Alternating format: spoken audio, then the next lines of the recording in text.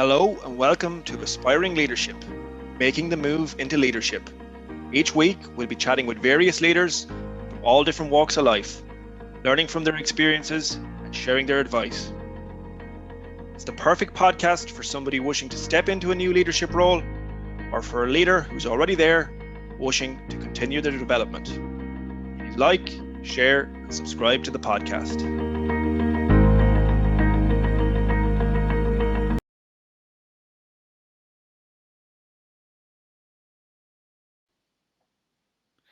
Hey everybody, happy Thursday, and you're very welcome to this week's podcast of Aspiring Leadership, making the move into leadership. Another exciting guest to come this week, a different industry, different perspective, huge learnings from myself, and hopefully you'll also take some learnings from the podcast as well. Just to reflect quickly back on last week's podcast with Damien, I enjoyed listening back to the podcast, and it was brilliant to get so many positive reactions. And I do really, again, as I've always said each week, I really appreciate the shares that the podcast is getting, the amount of likes, the lovely text that I get, and I hope that the guests are also getting similar text as well, because as I've said before, it does take a lot of courage to step up, to talk about yourself, about your careers, your failings, your mistakes, your learnings, and your aspirations going forward. It's not an easy thing to do, so I do appreciate it. I might just ground again quickly what the mission of the podcast is, and as I said several times, we have three primary objectives. Number one, it's a space for people who are looking to move into a leadership role to be able to take learnings from people who did it, because often there are certain things that you may have not thought about that you can do, and might be a slightly shorter or easier route than they may have taken in the past. So that's one of the objectives. The second objective as well then is to give the guests an opportunity, obviously, to share their learnings with others, but also to help them reflect on how successful they've been, and maybe in some of the reflections that they go through during the chat, it'll help them to learn and enhance their career going forward. And then finally, it's also a space for current leaders to learn and enhance their leadership style and philosophy based on the guests who are on the program. So, as always, this week, the coaching question that I'm going to throw out there is one that I came across. I'm really lucky at the moment. I'm part of a supervision group with David Clutterbuck, who's a professor, genius in regards to organizational culture, systems, but hugely respected in the coaching space. And the supervision group is brilliant because there's so many like senior coaches there from all over the world, bringing global perspectives, enhancing my cultural awareness. But to get to my point, I came across this question in the book that I'm reading there behind me, which is Coaching the Team at Work. And it goes something along the lines of this, and it's a super question. I want you to think about something that you're working on at the moment. Maybe it's a project at work, maybe you're in sales role and it's a quarter or a year, or you're thinking about doing something in your personal life. And I want you to go 6 months forward from now, or 12 months, whatever you feel would be best suited to what you're working on.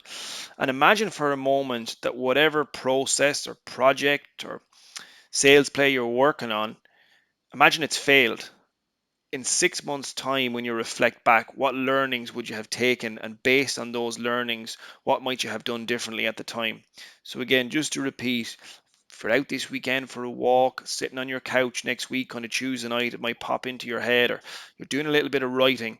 If you're working on something now, 12 months down the line, that project that you're working on has failed. What are some of the learnings that you would have taken and would encourage you to do things differently because of it? It's a really nice way to think about something that you're beginning on. All right, so over to this week's guest, who's Susan, and as I say, she was recommended to by a really good friend of mine, Farah, who's a colleague that I've worked with over the last number of years. So Susan has had a hugely successful career in the retail space, as you'll hear, for one of the largest retail companies in Europe. She's decided to make a pivot, which is something that I spoke about last week. That willingness to take a risk, to go out on her own, and she's now working in the executive coach and the consultancy space. So, if you're looking for a strong coach or a consultant to reinvigorate your retail space given the challenges we face right now, I'd encourage you to reach out to her through LinkedIn, and you can hear a little bit about what she has to say going forward. But just coming back to the 5 characteristics that I picked out last week that are common in all the leaders I've interviewed, Susan depicts the majority of them. She's a strong coaching background. She's a learning mindset. She's made that pivot, taking a sideways move in her career, taking a huge risk. She's building her network consistently, and it's all going to be evident in the interview that I'm going to share with you now. So, I've spoken enough for today. Again, please like, share, subscribe, download the podcast. If you wouldn't mind doing a very quick review as well in Spotify or in Apple iTunes or on YouTube, where you ever listen to it. Subscribe if you're on YouTube. All of those help in relation to the podcast. And here we go. Hand you over to Susan. Your busy week to come and chat with me today. Oh, listen, my absolute pleasure. Thanks for having me. Good. Susan comes highly recommended by my good friend Farah Kelleher, so we hope she wasn't lying to me. We'll have to see. She mightn't be your friend after this. Okay, good stuff. So Susan has a varied and wide background, and it's ended her up now in kind of a coaching consultancy type role. But maybe to begin things, Susan, if you want to take us back to where it began and speak a little bit about your experience. Yeah, sure. Well, I grew up in a kind of a stud farm and a business background, so I always had business in the family, and I always was kind of an old head on young shoulders when I was growing up. Thankfully now I'm a young head on old shoulders. I was going to say.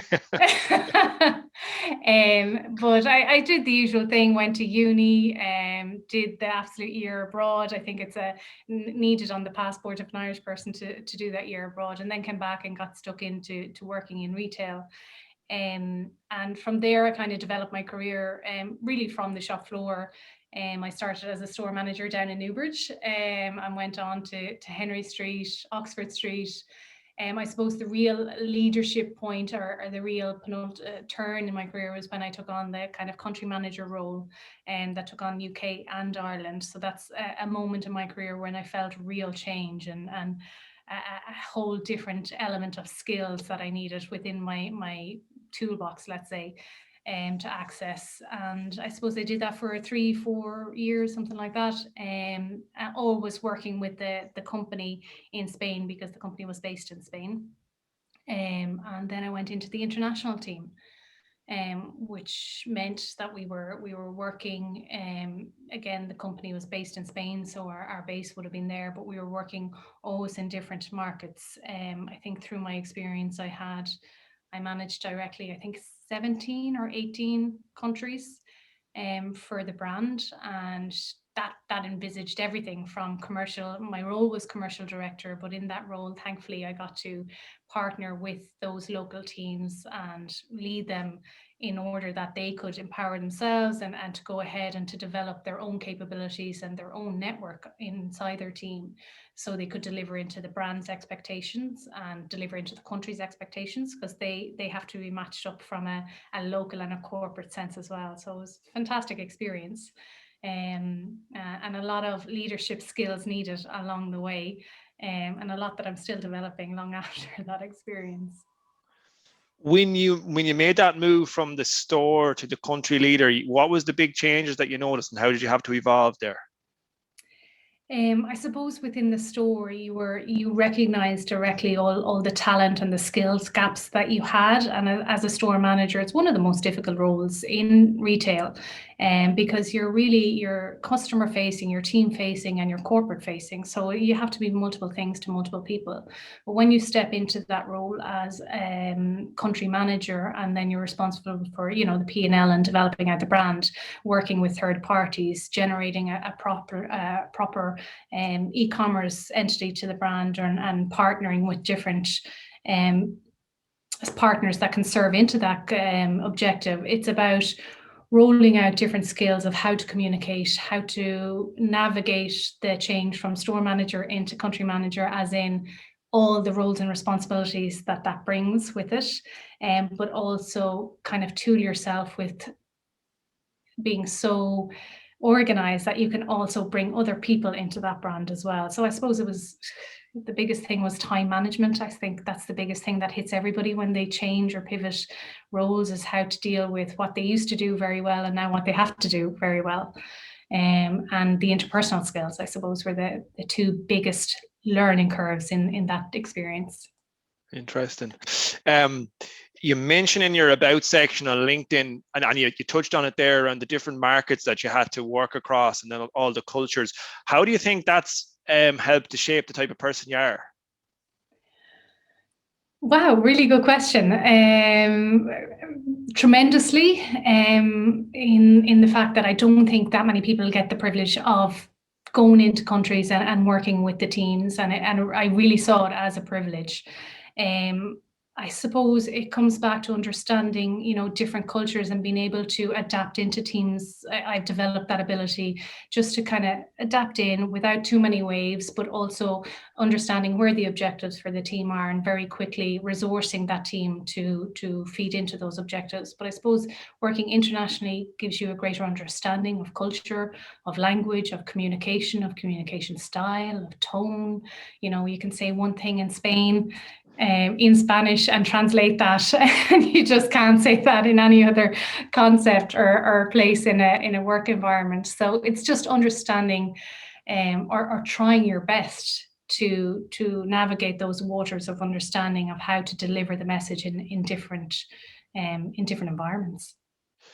Yeah, when I first took the role that I have now, I really noticed it, because there's so many different cultures working where we work, and I found it a little bit, I don't know what I found it a little bit unsettling, I suppose is probably the correct word initially. Like, but you do come accustomed to it, and learn a whole realm of new skills, and you can really see. I know it's so obvious, but it's not till you're actually in the room with a German or a Dutch or an Italian or Spanish till you understand how completely different each person is, given where they're from.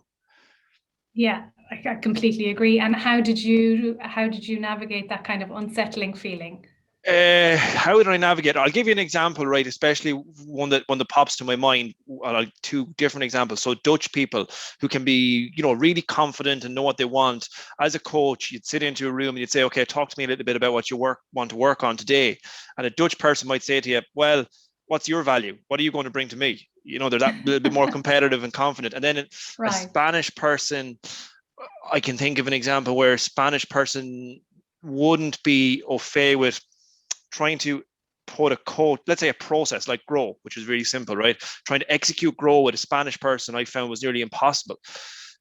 So you had to kind of just dance a little bit more with them and allow the conversation to naturally progress, and Yeah. build that. Like, the conversation might progress from like building rapport and chatting about their weekend to all of a sudden we were talking about operational stuff, and then whereas with a German it was a lot more process. So I just Systematic. think, yeah, and I think it's just about knowing that and being able to go. And of course that's real generalization, but Yeah. that's the way it is.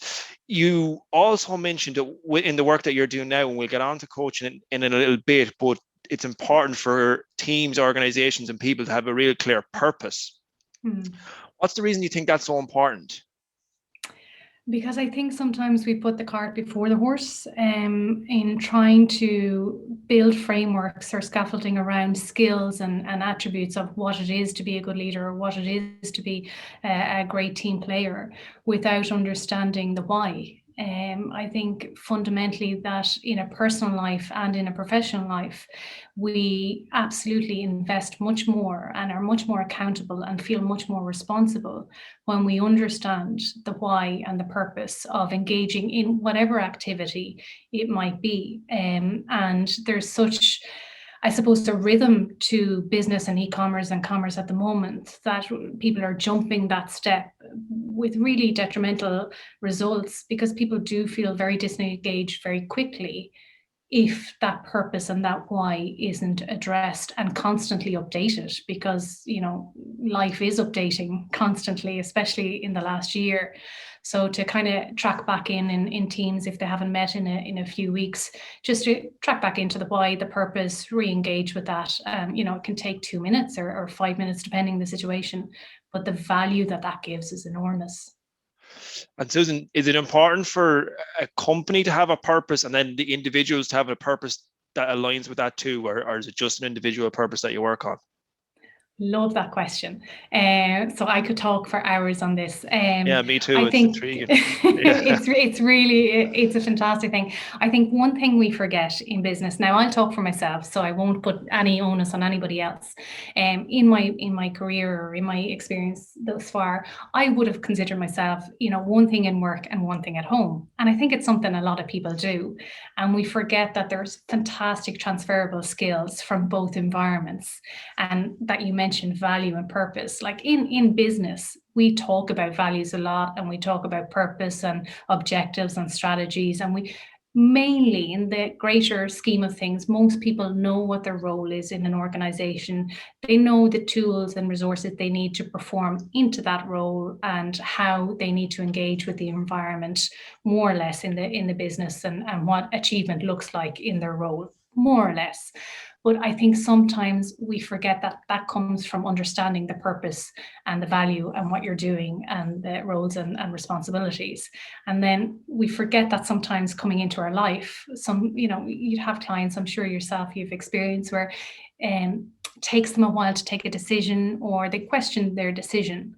And that for me comes back to not understanding individual vision, purpose, roles, and understanding an individual value system, and making sure that their decisions in life and in work feed into that value system.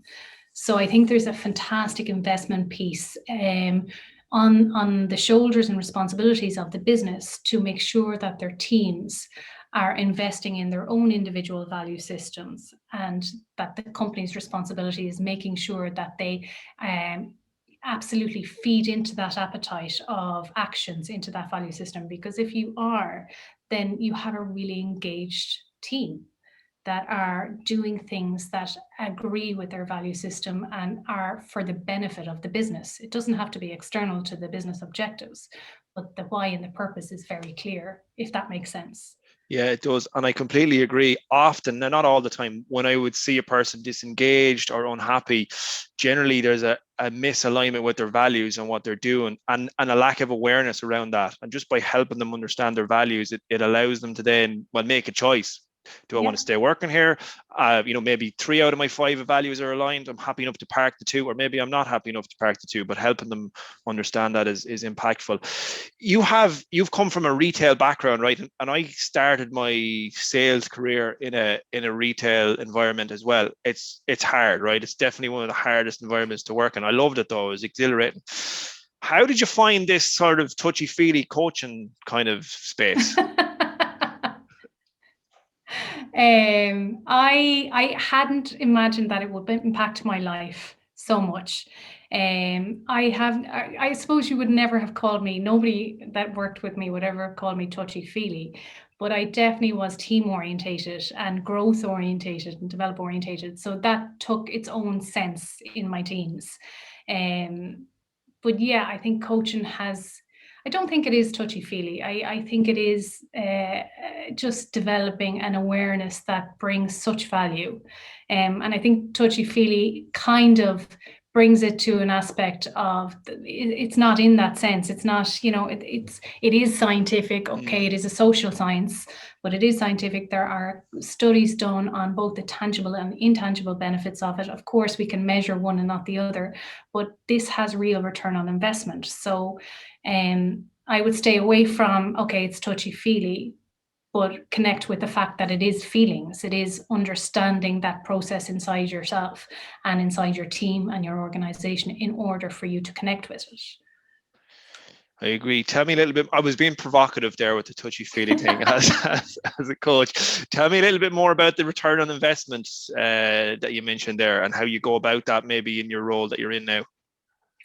Yeah, well, there's definitely a need, I suppose, when businesses connect in with us, to understand what is the value coming back into their organization from engaging in a coaching program. Maybe they have new managers or managers that have been in the position and ready to go onto a coaching program, or executives or teams. So what will that deliver back in? So there's huge tangible values. and return on investment. I think at the moment with one case study that I'll forward on to you, I can't remember the Go author for right it, yeah. now, but they have, I think it's like 5.6%, 5.6 times the investment. So whatever you invest, you get back 5.6 times, and that has been researched and confirmed a few times. That's phenomenal. Like if you invest 100 grand in a coaching program, straight away tangible benefits could be back, over $500,000. That's just phenomenal, and that comes back to cost savings, increase in revenue, increase in productivity, better processes, improved systems, better operating systems. So that's just tangible. And then I suppose what everybody does coaching for, which is really at least 90% of the people that come to me for the intangible benefits, which are, the interpersonal skills, the communication skills, the leadership skills, coaching confidence, coaching how to grow and to develop organically. And they're things that you can't really measure. So nobody should be trying to get a framework of measurement on them. The measurement is the engagement of the team, resulting in the tangible benefits or the tangible return on investment. But it's those intangibles that nearly everybody comes to a coach for, I think, anyway. What do you think? Yeah, I agree. And from again, I can only speak from my experience and what I've observed. The reason sometimes coaching cultures mightn't fully reach the potential is because all of the key stakeholders aren't engaged in coaching themselves. And okay, Yeah. you can see the benefit in the numbers, but until you've gone through a coaching period process for a number of weeks, months, you can't really understand that intangible element of coming out of a coaching session, feeling confident, feeling clear, feeling enthusiastic and motivated. Even at times I've gone to coaching sessions and not had a challenge to work through, but I've been in a really positive place and spent an hour digging into that and coming out feeling 100% focused on what I'm going to do that week. And so that's where I love coaching to go, because at the moment we're usually engaged for supporting a team arrive away from conflict or dealing with conflict, or how to engage and how to get better from themselves. But when you work with a team that are really performing at a high level, but they want to engage a coach to perform even better, that's where I'd love coaching to be part of the process of improvement, rather than a kind of a solution to improve. I think at the moment in Ireland we're at a solution to improve, but hopefully with the benefits that companies are seeing, and because I think most companies realize now that coaching is effective and it has real benefits in the team. It's just about engaging those resources into the company, and that has to be done through the company as well. It can't be just kind of onboarding a coach and saying, yeah, go ahead with my exec team there. There has to be real engagement between the sponsor, i.e. the company, the client and the coach. And I suppose the thing that we're as coaches really looking to enable is that organizational client conversation, because as a coach I'm not going to go back and report A, B and C to the organization, because the sessions are confidential. So it's really about enabling the client, the executive or the team, to communicate with the organization their progress and what they're doing and how they're developing and their growth. How do you manage that relationship of the confidentiality with the client, but then also ensuring that you're bringing sufficient insights, let's say, to the sponsor? Yeah, well, that's a fairly straightforward conversation in the very beginning, and it's understanding again the purpose, the why that they're engaging in a coaching contract. And sometimes companies and myself are not a good fit because that why is going down an avenue that is not connecting to where my value system is. So that's a really important conversation, and there's no problem with that. It's just there's no point in engaging a conversation if I can't make sure that I'm going to deliver, not just in the coaching session, but I think you'll agree it's really important that the coach can facilitate that client being able to tap into their accountability essence outside the coaching session and between coaching sessions. So it's just a straightforward conversation. It's written into a contract, and there are certain deliverables that are reasonable to the sponsor, and those are conversations around the progress in general. But again, it comes back clear to the sponsor that there will be no direct information coming back from the sessions. What is important is the line manager of that person to be fully engaged in the process and engaged probably in a coaching process as well, to make sure that they are, the client is going back to them and they're continuing a coaching framework in their organization. Okay. If there's a company, let's say there's somebody listening here now, CEO, there's a lot of high-level CEOs that listen to this podcast, right? And they're considering, yeah, absolutely, and they're considering hiring you. What's the benefit of working for you, and how will you benefit their organization? It's a really good question, because we spend a lot of time talking about coaching and its benefits and but very little time going kind of, okay, my unique value is. I suppose at Strive to Thrive, the reason I kind of formed the company, or the reason I went out on my own, is because I really have a belief in my capacity to serve my client. And I kind of touched on it before.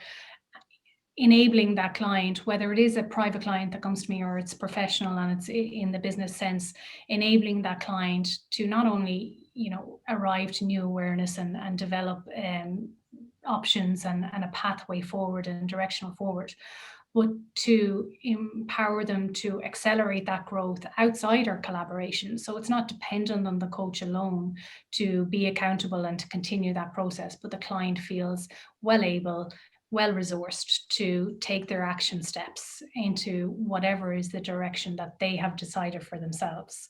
And I suppose that's a key aspect of our coaching, is that it's non-directional. So we do really believe that the client has the answers, and it's the coaches. What you engage us for is our skills as coaches to kind of celebrate that attitude of potential, and to allow and enable the client to reflect on that and to decide how to use that. Ultimately, as a coach, and it's sort of a strange thing, you're almost wanting to get to a point where you've made yourself redundant. I know. Like that's ultimately, that's success, isn't it? Yeah, which is great. How have you found that transition, Susan, of going from working for a large multinational company for a number of years to working for yourself?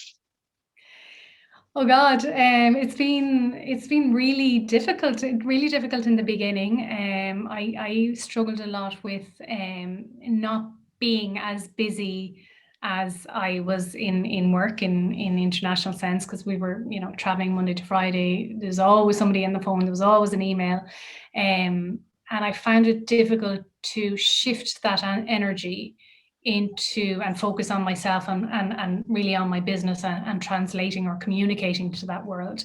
And I think I'm still I still think I'm engineering that package, and I'm finding out new discoveries of, that's that, my client needs to know that, or about me, in order to engage with me. So I still think I'm learning that curve, if you know what I mean, which is great as well, because it means when I'm supporting entrepreneurs, especially, and new startups, or people inside businesses that are bringing new ideas, it gives me a greater empathy for what they're going through. Again, I don't bring my experience into the session, because that's their session, but it develops my empathy towards what they're going through.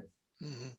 It is a continuum too, though, isn't it? It's as a coach, it's important that at some certain points you have an understanding, right? Well, yeah, down here I'm in the coaching space, but also every now and again I might need to just step up here and share a little suggestion or something too.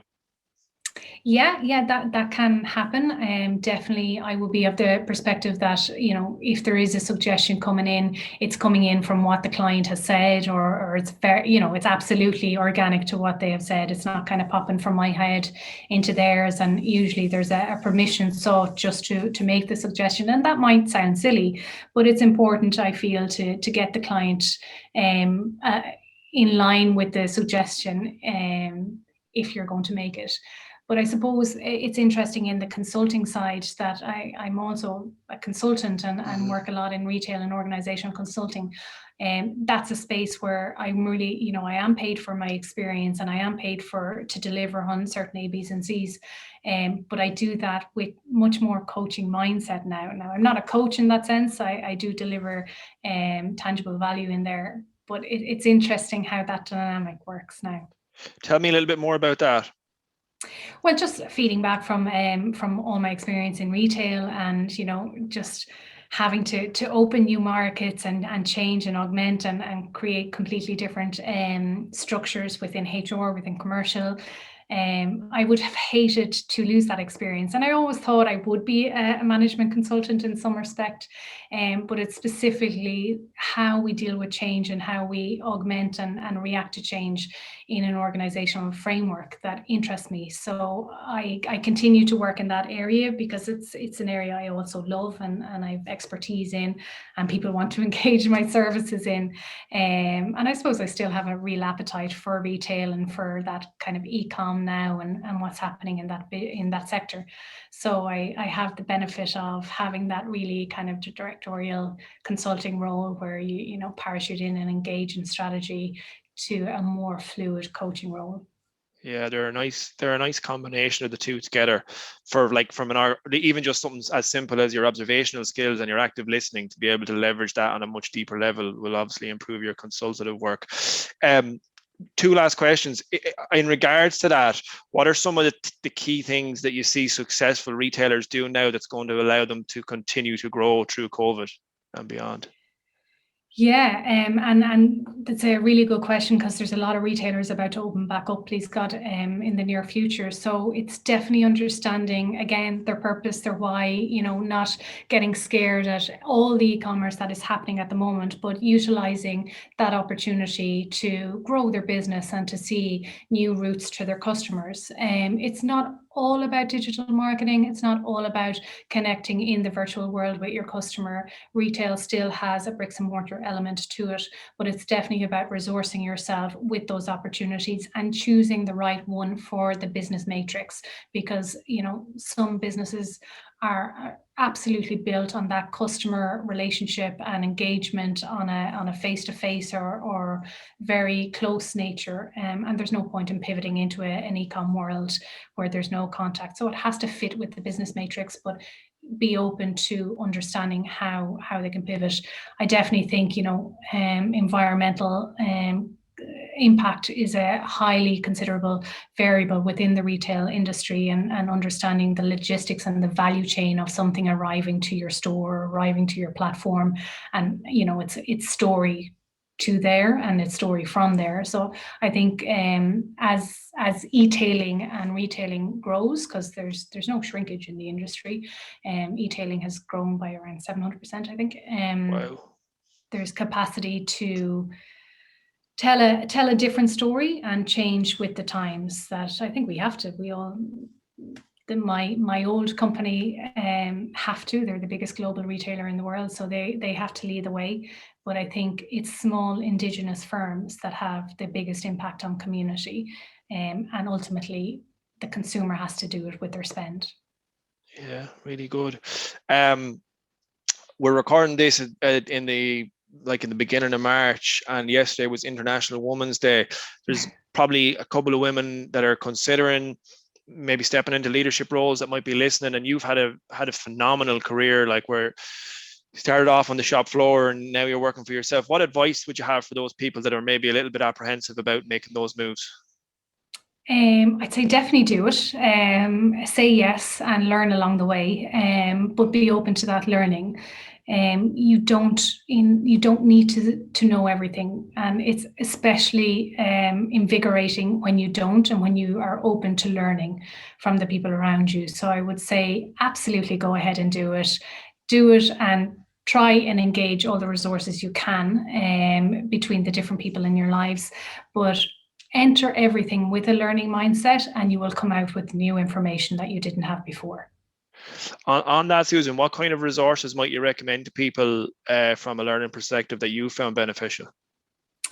I probably did it the hard way. I probably just bulldozed my way through the leadership and made so many mistakes. But I suppose it's that kind of understanding of discernment. is looking back and reflecting and getting into a reflective practice now, of understanding what you did, how you did it, and how you would do it again in a different way, in a better way, but through a focus of discernment rather than a focus of critique and kind of judgment. And just understanding that and practicing it, and being open with your team and saying, of course, recognizing your skills, but recognizing the skills of the rest of your team. I think any education is good education. So whether it's going on LinkedIn and going through a few of the free leadership classes, reading a few books for different perspectives, I would definitely support entering a coaching relationship. And that doesn't have to be every 2 weeks. I know in executive coaching, we usually do every 2 weeks, but that could be, once a month, once every 6 weeks, where you have a safe space where there is no judgment, where that coach partners with you to challenge your perspective and to see new options and to constantly grow and develop. So I definitely would support that. But any resource can be a good resource once it's seen through a perspective of, increasing awareness, using your empathy, and engaging your integrity. Lovely. And on that very point, last question for today: if you could do it all again, anything you'd do differently? I don't think so. I am where I am because of all the decisions that I've made. And with the knowledge now, I maybe would take different decisions, but I did the best I could at the time. No, I don't think I would. Yeah. Lovely. Thanks a million. Well, Susan, it's been a pleasure talking to you, and thanks a million for making some time. And anyone who wants to reach out to you can find you on LinkedIn. Absolutely. Thanks a million for your time, Connell. You're Take welcome, care. Susan. Cheers. Excellent stuff there from Susan. It was great for me to learn from somebody in a completely different industry and understand how they work, but also be able to um, join the dots too. And something that I wasn't ready for was some of the questions that she threw at me myself, which was nice. And again, that shows her her coaching mindset, where she's always willing to ask questions to make other people think and hear their perspectives too. Again, like, share, download, subscribe, all that kind of crack really helps drive the buzz with the podcast. And next week we'll be back with another guest. So please tune in then. Good luck. Have a great week.